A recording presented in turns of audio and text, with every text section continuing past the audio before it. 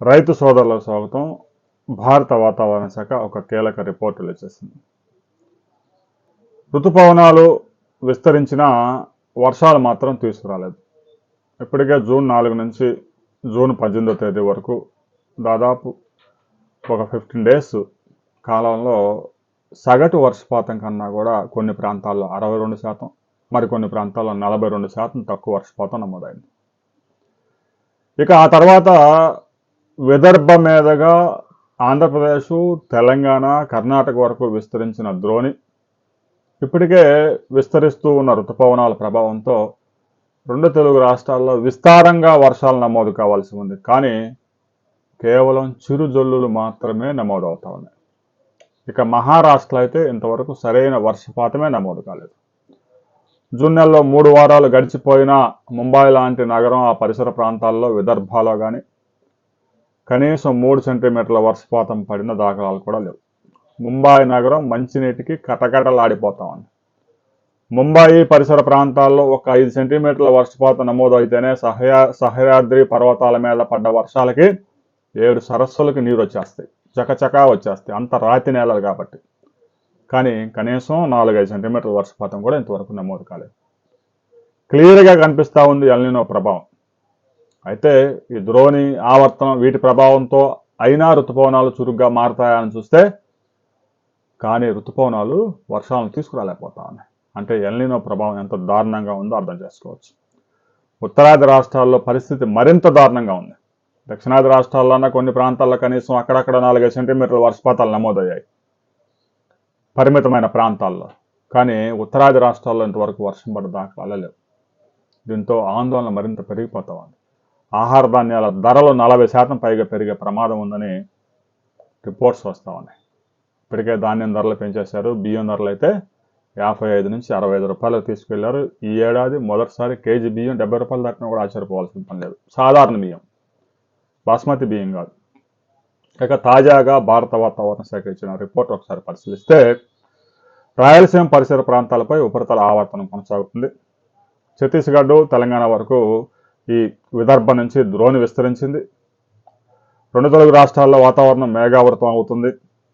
మేఘావృతం అయింది. మేఘాలు అయితే వచ్చాయి కానీ వర్షాలు అయితే రావడం లేదు. ఆంధ్రప్రదేశ్లో పలు జిల్లాల్లో మోస్తరు నుంచి భారీ వర్షాలు అక్కడక్కడ నమోదయ్యే అవకాశం ఉంది. ఉరువులు మెరుపులతో కూడిన వర్షాలు నమోదయ్యే అవకాశం ఉంది. ప్రజలు జాగ్రత్తగా ఉండాలి.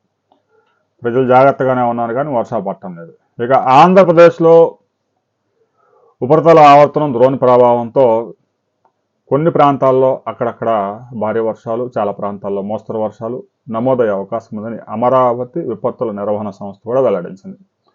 శ్రీకాకుళం, విజయనగరం, పార్వతీపురం, మన్యం, ఏలూరు, కృష్ణా, ఎన్టీఆర్, గుంటూరు, బాపట్ల, పల్నాడు, మార్కాపురం, ప్రకాశం, నెల్లూరు, రాయలసీమ జిల్లాల్లో అక్కడక్కడ పిడుగులతో కూడిన తేలికపాటి వర్షాలు నమోదయ్యే అవకాశం ఉంది. మరికొన్ని జిల్లాల్లో పిడుగులతో కూడిన తేలికపాటి వర్షాలు, 1-2 చోట్ల భారీ వర్షాలు నమోదయ్యే అవకాశం ఉంది. పిడుగులు పడే ప్రమాదం ఉంది. ఇక సోమవారం నాటికి పశ్చిమ గోదావరి, ఏలూరు, కృష్ణా, ఎన్టీఆర్ జిల్లాల్లో ఆరెంజ్ అలర్ట్ కూడా ప్రకటించారు. అక్కడక్కడ పిడుగులతో కూడిన మోస్తరు వర్షాలు నమోదయ్యే అవకాశం ఉంది. మచిలీపట్నం, ఏలూరు, నర్సీపట్నం, దివిసీమ, గుడివాడ, భీమడోలు పరిసర ప్రాంతాల్లో పిడుగులు ఎక్కువగా పడే అవకాశం ఉంది. కాకినాడ, తూర్పుగోదావరి జిల్లాల్లో ఎల్లో అలర్ట్ ఇచ్చారు. పిడుగులతో కూడిన తేలికపాటి వర్షాలు నమోదయ్యే అవకాశం ఉంది. 1-2 చోట్ల మాత్రమే భారీ వర్షాలు, చాలా ప్రాంతాల్లో తేలికపాటి వర్షాలు మాత్రమే పడుతున్నాయి. గడిచిన 24 గంటల్లో అతి భారీ వర్షాలు కానీ నమోదైనట్లు రికార్డ్స్ లేవు. కేవలం 1 మిల్లీమీటర్ వర్షపాతం, అంటే బట్టలు తడిసే వర్షాలు మాత్రం అక్కడక్కడ నమోదయ్యాయి. ఇక ఈ వర్షాలు వచ్చే సమయంలో గంటకు 40 నుంచి 50 కిలోమీటర్ల వేగంతో గాలులు వీచే ప్రమాదం ఉంది. గాలి, విపరీతమైన గాలి, ఒక గంట సేపు బీభత్సమైన గాలి. వర్షం మాత్రం 1-2 మిల్లీమీటర్ల కంటే నమోదు కావడం లేదు. ఎల్నినో ప్రభావం స్పష్టంగా కనిపిస్తూ ఉంది. ద్రోణి ఆవర్తనం కొనసాగుతున్నా కూడా ఋతుపవనాలు వర్షాలను కురిపించలేకపోతా ఉన్నాయంటే పరిస్థితి ఎంత దారుణంగా ఉందో అర్థం చేసుకోవచ్చు.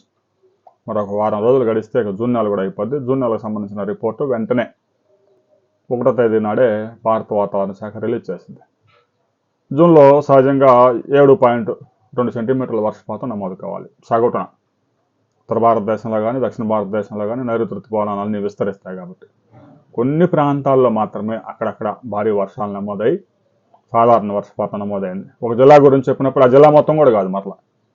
ఒక 10-15 కిలోమీటర్ల పరిధిలోనే.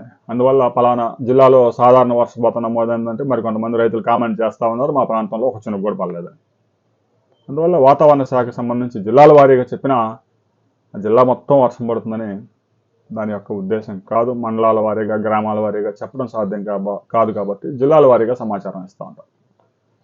రాబోయే 24 అవర్స్లో తేలికపాటి నుంచి మోస్తరు వర్షాలు, 1-2 ప్రాంతాల్లో భారీ వర్షాలు.